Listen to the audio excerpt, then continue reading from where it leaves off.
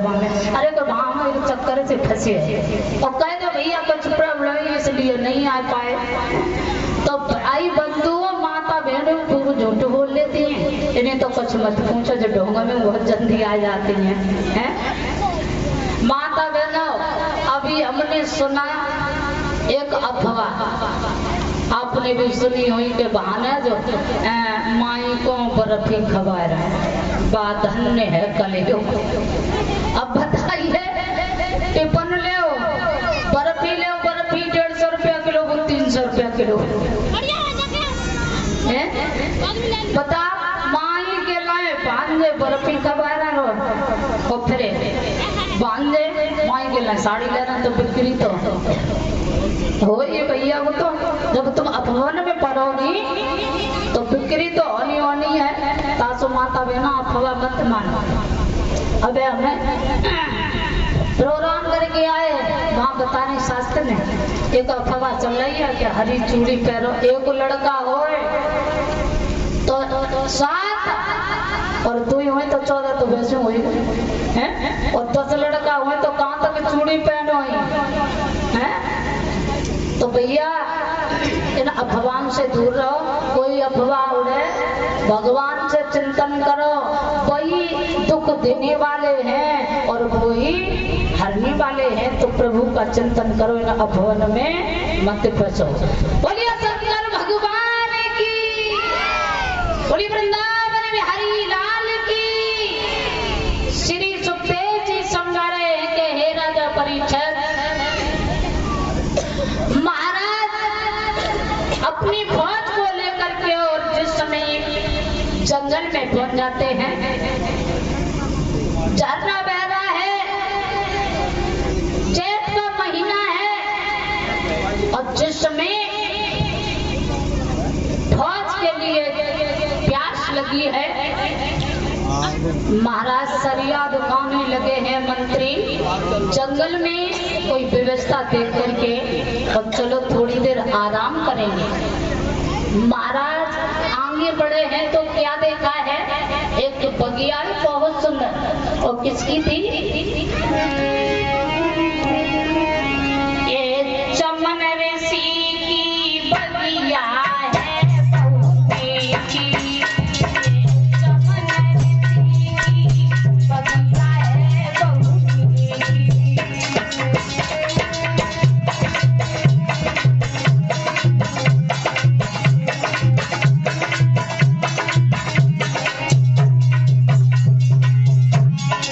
चमन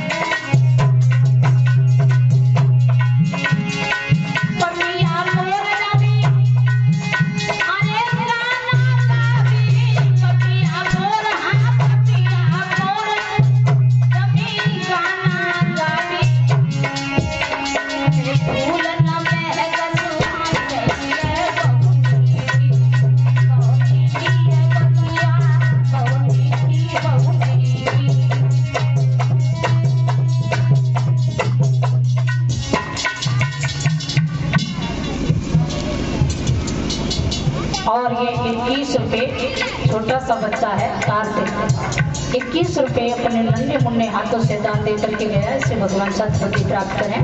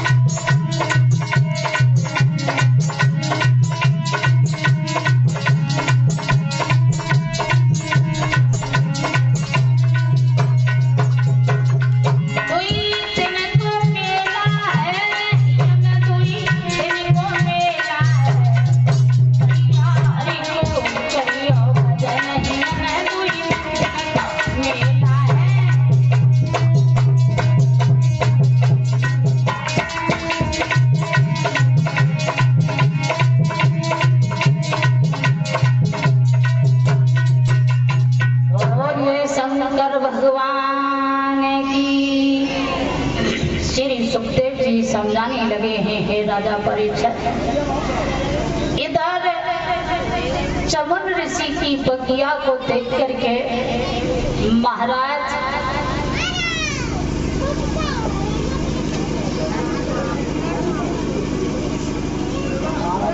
झरना बह रहा है और जिस समय सारी फौज के लिए महाराज सरियात ने उसी बगीचे के अंदर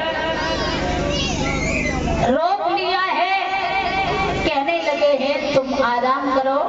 और एक वृक्ष के नीचे सारी फौज बैठ जाती है। महाराज सरियात भी आराम करने लगे, लेकिन जो महाराज सरियात की जो बेटी थी शकुन्या, सारी फौज के लिए नींद आ गई, लेकिन शकुन्या के लिए नींद नहीं आई। और एकदम से वो लड़की उठी और उस बगीचे की शोभा देखने लगी है, लेकिन जो आगे को बढ़ी है तो उस बगीचे में मोर, कोयल और पपिया अपनी अपनी धुन में मस्त हैं और शकुन्या उस मुनि की धुन को सुनकर के और आगे को चलती जा रही है।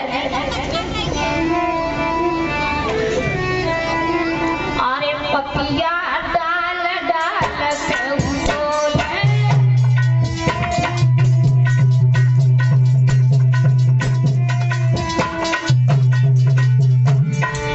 पपिया डाल डाल पे बोले, अपने दिल को भरम न खोले।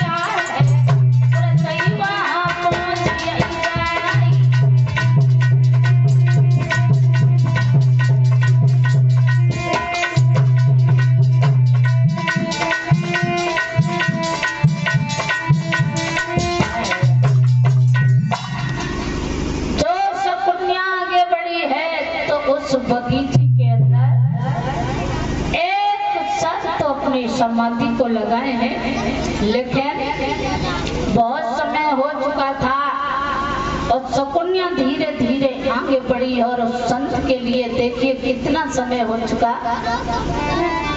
10,000 बरस हुई गई रे तप करी रहो तप तप धारी।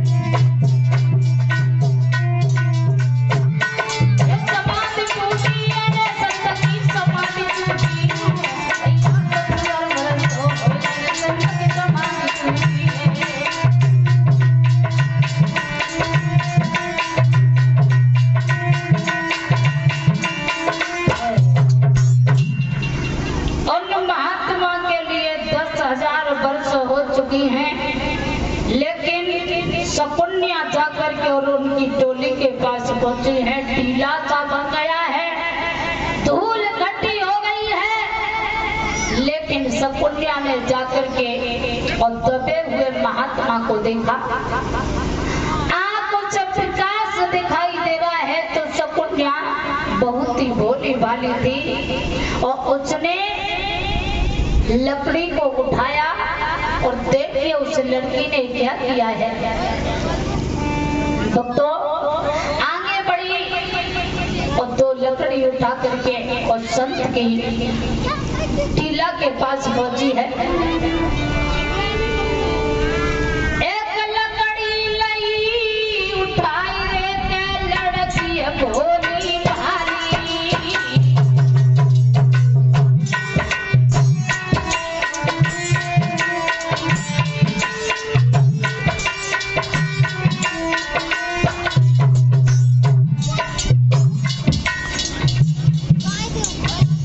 और ये सिंगी अशपुरा निवासी 10 रुपये का दान देवी भगवान के तरफ धर्म क्षेत्र में करते रहे।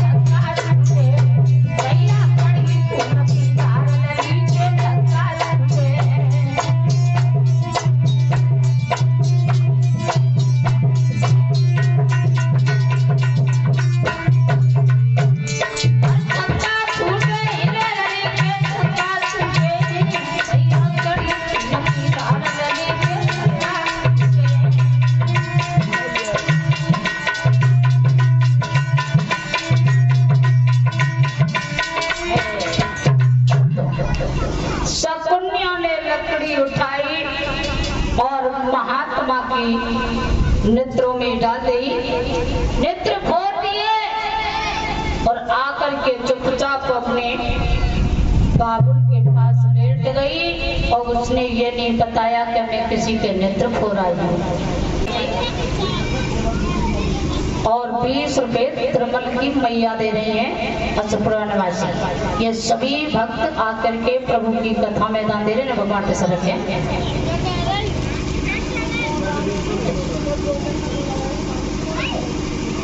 बोलिए शंकर भगवान की, बोलिए काली मैया की। श्री सुखदेव जी समझा रहे हैं कि हे राजा परीक्षित, तो इधर महाराज शरियात की फौज के लिए बीमारी होने लगी है और जिस समय बीमारी होने लगी तो महाराज शरियात कहने लगी, इस महात्मा के नेत्र किसने फोड़े हैं? इस साधु के नेत्रों को फोड़ दिया, इसलिए मेरी फौज को बीमारी हो गई। और शकुनिया ने नहीं बताया कि मैंने उस संत के नेत्र मैंने फोड़े। चुपचाप आए के लेट गई, महाराज की फौज बीमार पड़ गई। राजा घबराने लगा, अरे जांबुरी भैया बीमारी,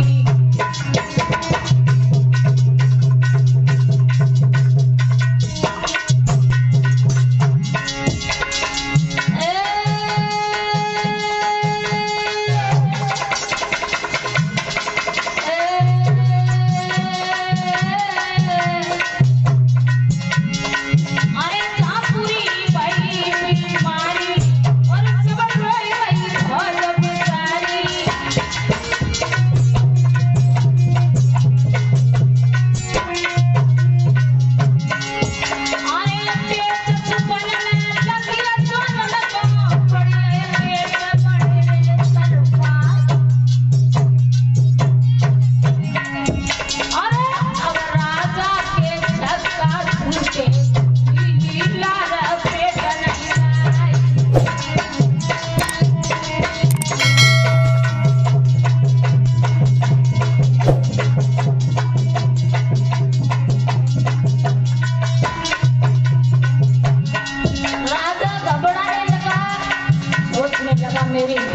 के प्यार गया।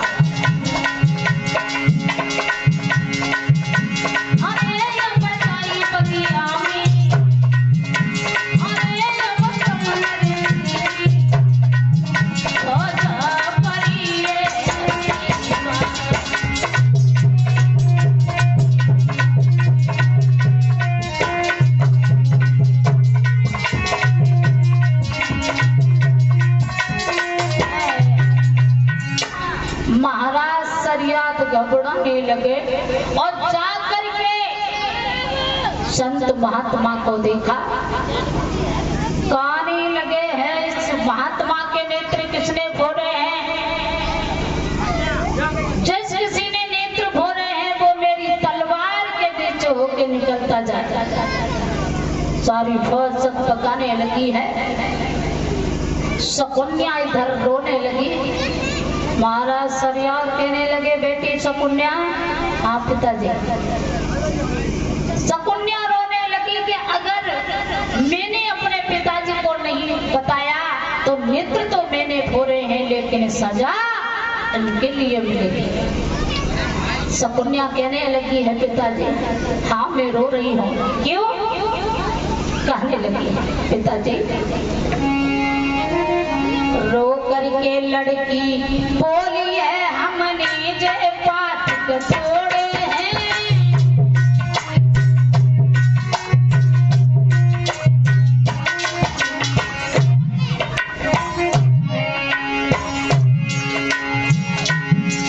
रो करके लड़की बोली है हमने जय पाठ छोड़े हैं। बबुलाई हमने धोखे से पापा के मीना हो रहे हैं।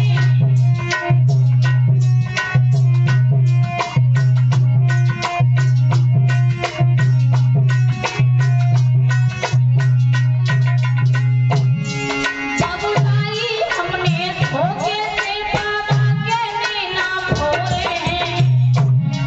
बबुलाई हमने धोखे से पापा के मीना हो रहे हैं।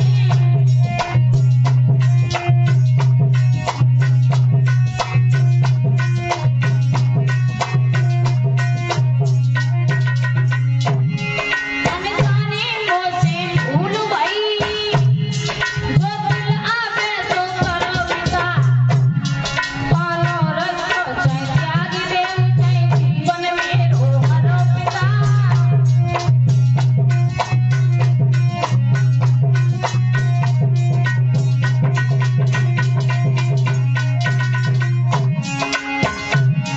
पालो रखो जय त्याग देव जय जीवन में रो हरो पिता।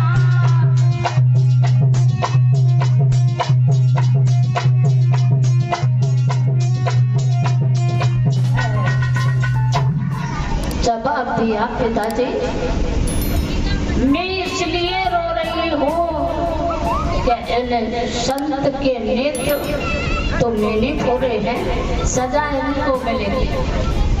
महाराज सरियार कहने लगे लड़की तूने अच्छा नहीं किया है। जो संत की निंदा करता है उसे जिंदगी में चैन नहीं मिलता है।